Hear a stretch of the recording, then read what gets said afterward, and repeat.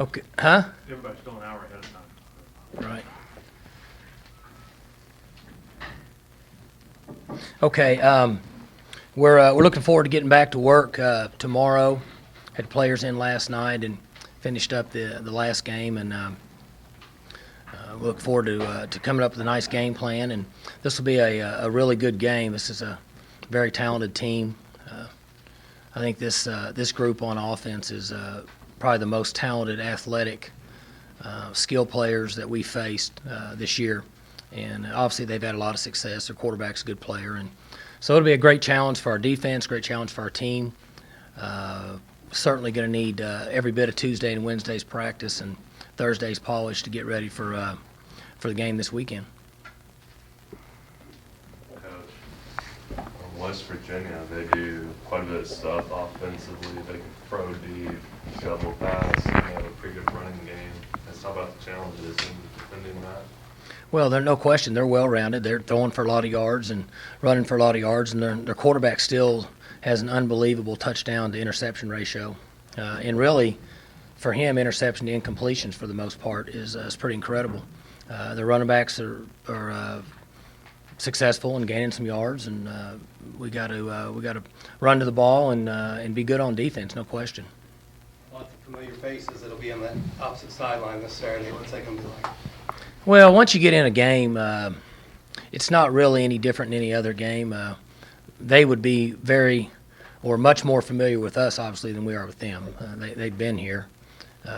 We only know them. We don't know their players. But once the game gets going, in most cases, you actually forget who's on the other side.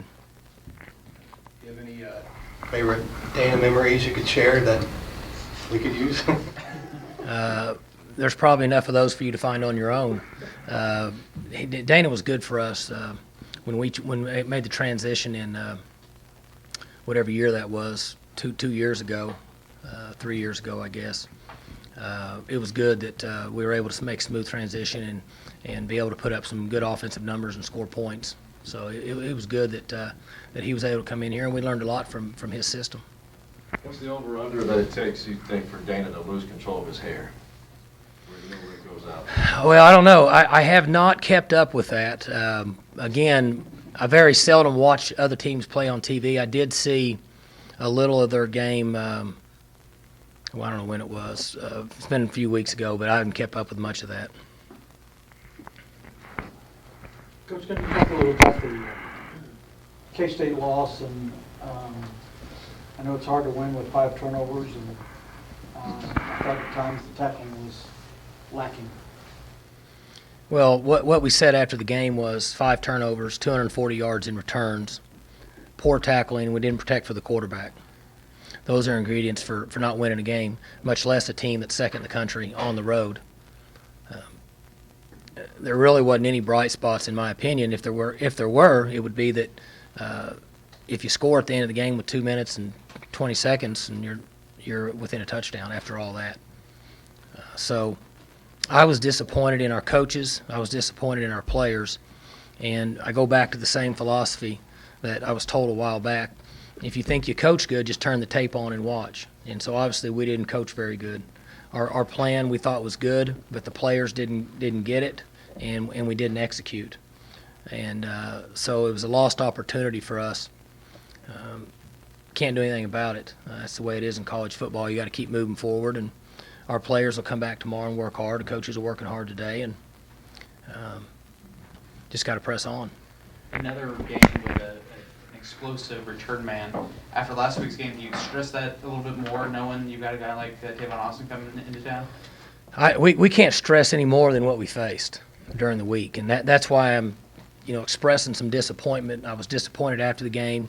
I was disappointed yesterday, and I'm disappointed today because when I was in here last week, I talked about return yards. I talked about turnovers, and I talked about making big plays and limiting theirs.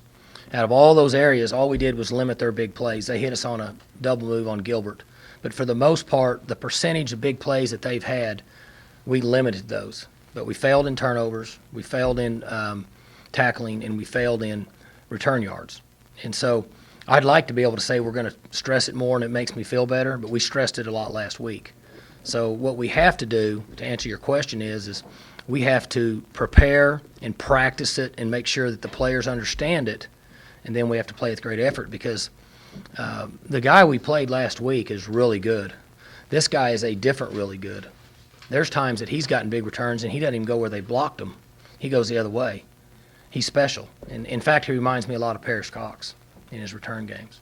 Do you kick away from it, out of bounds? I've watched every one of the kickoffs, kick returns, I guess, for them. And I'm sure that our other coaches that are involved in it have. And we haven't been fortunate enough to have that meeting yet. We wanted to eat first and then have the meeting. Coach, talk a little bit about Clint Chelf and the opportunity he had Saturday night and what he did. Very proud of Clint. Unfortunately, I've had to say a number of times this year, I'm very proud of whoever was out there. I was thrilled with what Wes did and then thrilled with what JW did. Wes came back and had played good. He did not play very good up there in the first half. And then Clint comes in, and for the first time ever when it counted for the most part, and handled it very well.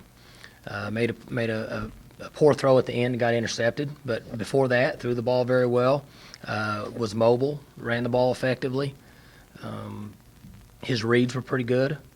But what I was most pleased with was his demeanor and the way he handled himself. We've been very fortunate to have 3 quarterbacks play this season that have 0 experience, and them, for the most part, handle themselves fairly well in some pressure-packed situations.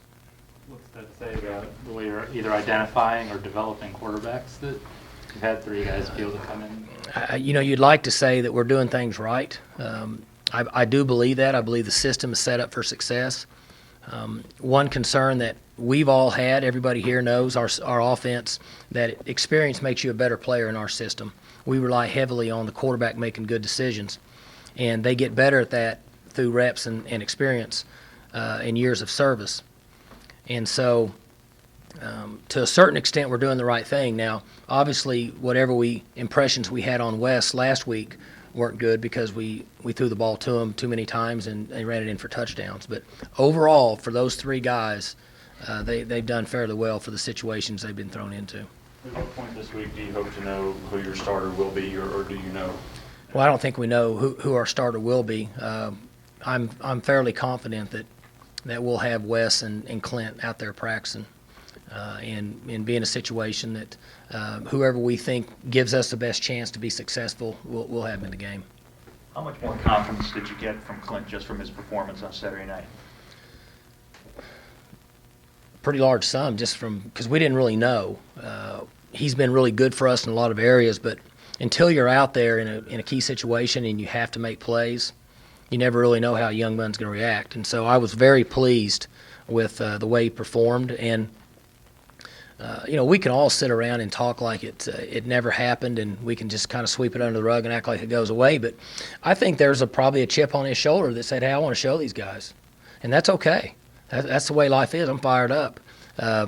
If he ends up playing a considerable number of plays from this point on, I think it's great that he has that kind of fire and motivation, and I just kind of made that up. I don't know that he actually feels that way, but I know sometimes in life when people are challenged, they react differently. And so I think it was awesome. I thought he did a great job and handled himself very professional, and I would say that he gained more respect from the team than what he had going into it, just because he did it in a tough situation.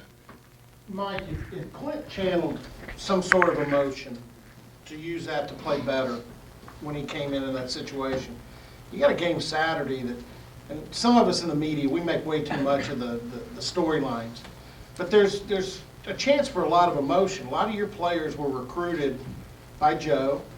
Almost all of them, that were here before touched either Joe, special teams, defense, or Dana his 1 year at offense. Guys want to show guys that they used to play for that they're pretty good. I mean, do you channel that at all this week, or do you let the players do whatever? Well, I think several things you said are true. One is made way too much made out of it. But if you guys were just writing stories on us, it'd be boring and it wouldn't sell papers, and nobody'd watch the TV. So I got no problem with that. Second thing is the relationship between those coaches and players that are on our team is I would say probably still pretty good. I don't keep up with those situations, and I don't really talk to people on the phone. I haven't talked to my brother in 6 weeks, much less anybody else around the country for the most part. So there's some ties just because of the way it all panned out, but it really doesn't have much effect on the game. I hate to put a damper on everybody's stories if that's what you were going to write, but I would hope that our players will prepare and go out and execute based on our situation in Oklahoma State playing West Virginia. And I'm going to guess that that'll probably be the same way up there. Don't know for sure.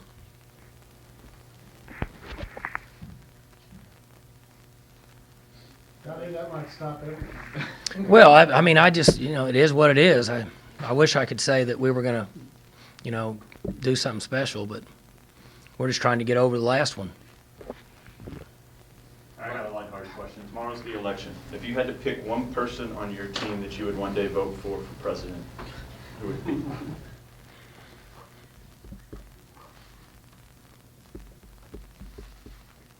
Well, the first thing I'd have to do is check their political science grades.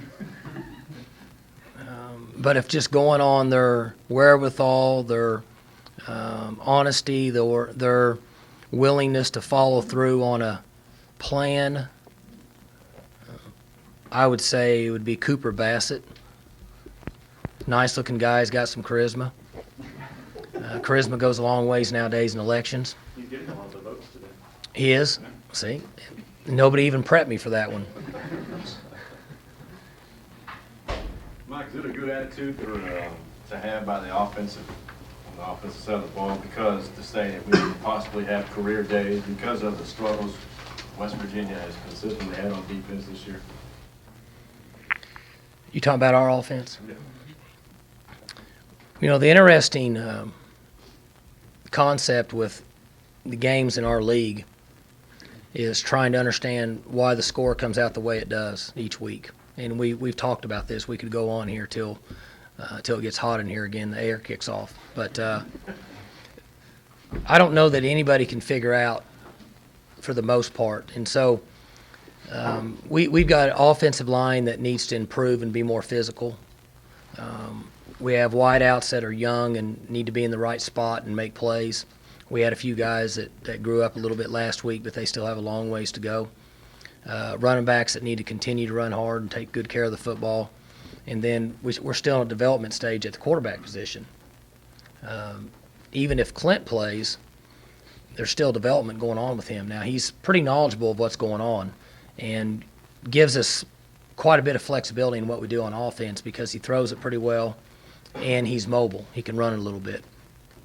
So I guess the answer would be that we've got enough going on here that we need to worry about ourselves executing, much less trying to run up any numbers. Because I'm sure that I've gotten through some of it, but not all of it. They're going to continue to get better. There's some adjustments going on with a new coordinator. It is what it is. A guy comes in as a first-year coordinator. It's not the easiest thing in the world to get to know the players and execute whatever scheme or system. So there's some adjustments going on, and I would guess as it goes on that they will improve. Here's another lighthearted question. The last time you competed with West Virginia, you were a quarterback and you saw sunshine, snow, and all kinds of stuff in El Paso, Texas. What do you remember about that Sun Bowl? Well, we practiced the day before in shorts, about 75 degrees, and then we finished the game in a snowstorm. I remember that the very next year, the same team we beat played for the national championship against Notre Dame in a Fiesta Bowl. Is that correct? Yeah. Exact same team. And they were 6-5 when we played them in the Sun Bowl. And when we watched them on tape, we knew they were really good. They had the quarterback who was a good player. They had that wideout that was like 6'4". Back then, there wasn't wideouts like that except the one we had here. And then they had 2 or 3 guys that played in the NFL on defense. And we knew they were really, really good, wondering how they were 6-5. And then we beat them and didn't really get a lot of credit for beating them. And then next year they played for the whole thing. compared to the last 3 or 4 years or so, what has changed defensively in terms of turnovers? For our team? Well, we're just not as opportunistic. You have to have a number of players around the ball, and then you have to tackle well to get turnovers. The 2 games before this, we were better. We went out and played a team that's turned it over 4 times this year in, I think, 8 games. We may have been their 9th game. And we weren't able to do anything different than what they've been able to accomplish all year. So we didn't force any turnovers. But turnovers are about players being around the football. And so we have to continue to run to the football. Thank you. All right.